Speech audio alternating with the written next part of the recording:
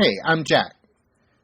And I'm Alice, and in today's video, we're going to be reviewing the 25th anniversary of Mardi Gras at Universal Orlando Resort. So, recently, we went to Universal and experienced Mardi Gras for the very first time. And we were thinking we'd be making a video to kind of review it and let people know if we thought it was worth them checking out. It was scheduled to run from February 1st through April 2nd. As we know now, the theme parks in the Orlando area have closed due to the coronavirus. So, as a result, Mardi Gras has already ended for 2020. The last night of Mardi Gras at Universal was March 15th. So this is going to be more of a review of the event, so you can consider if it's something you want to check out next year. It was a really great event. We're going to talk about several different things that stood out to us. One thing that stands out is as soon as you walk in the park, of course, it's decorated for Mardi Gras. And as you walk through the area near the front of the park where most of the decorations are, there's a Mardi Gras tribute store. This store is new this year. They do tribute stores for Halloween Horror Nights every year. But this is the first time they did it for Mardi Gras. There were 3 rooms in this store, very intricately themed. The first one, as you enter, is kind of decorated to look like a jazz hall. Then you go in the next room, and it's themed to look like a New Orleans cemetery. And then finally, the last room looks kind of like a backwater bayou area. And they had a lot of items for sale, so you could find beads there. Of course, they give away beads at the events and later at the parade, but they had some more decorative beads that you could purchase. They had shirts, mugs, they had cups. They had the refillable cup, which was themed to Mardi Gras. It was a little bit different from the other refillable cups sold throughout the park that you could buy there and then get your drinks refilled all night. But my favorite thing in the store, besides the decorations and the theming, which was amazing, was they had all of these masks for sale. So it's the masks like you see people wear to a masquerade ball. And they looked handmade. I don't know. I didn't ask about the artistry, but some of them were very intricate and very expensive. Those were kind of set apart, decorated on the walls. They were much larger. And then they had some that were priced a little lower that were still beautiful. All of them were absolutely gorgeous. So if you do decide to go, you definitely want to check out this store. In addition to the theming in the store, one of the other big draws of this festival is the food. They sell a tasting lanyard for $30. We bought a lanyard that gets you 5 different entrees.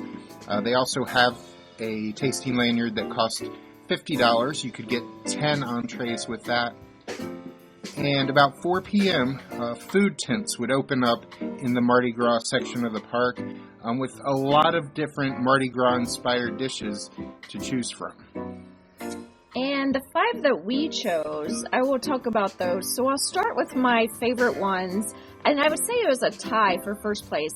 So we tried a red beans served with rice and shrimp, and it was really delicious. I don't do a huge ton of spice. Don't like things too spicy, too hot, but this had just enough spice.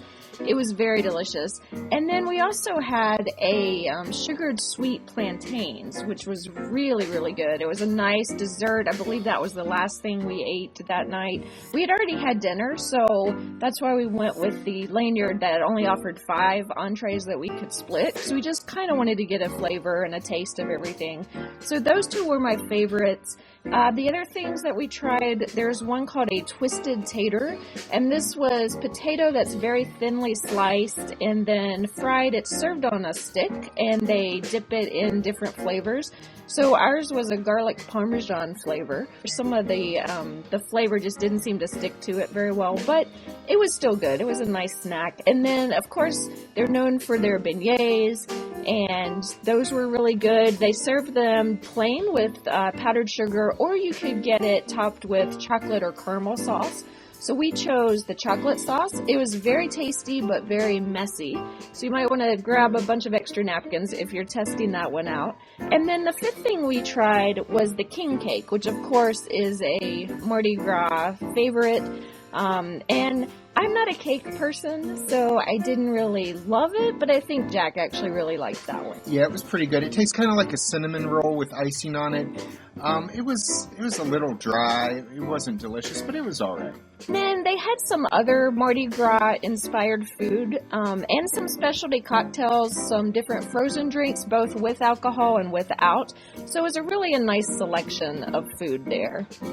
And then the other big thing going on is the parade that they do every night. So it's a party atmosphere.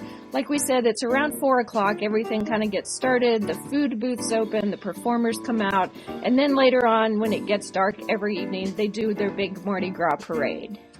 Yeah, so the performers come out about 4 p.m. These same performers are going to be in the parade once it starts a little later in the evening. But they just come out and have a real party atmosphere. They give away beads, but they make you dance to get beads. They usually don't just hand them to you. But there's people out there dancing. There's stilt walkers. And then once the parade starts, once it's dark, it's a lot of fun. These are very intricate floats that are made by a company that actually makes Mardi Gras floats for the real Mardi Gras parade in New Orleans every year. The theme of this year's parade at Universal Resort was Treasures of the Deep, so it was kind of a sea theme. They had 4 new floats to go along with that theme. There was a treasure map float, a Sunken City of Atlantis float, Creatures of the Deep, and then a Lost Ship Lagoon. They also had a King and Queen of Mardi Gras float. I think one of the most amazing ones was the Gator float that kind of closed the parade. It was all very well done, and there was confetti going off everywhere. There were park guests were actually riding the floats and throwing out beads.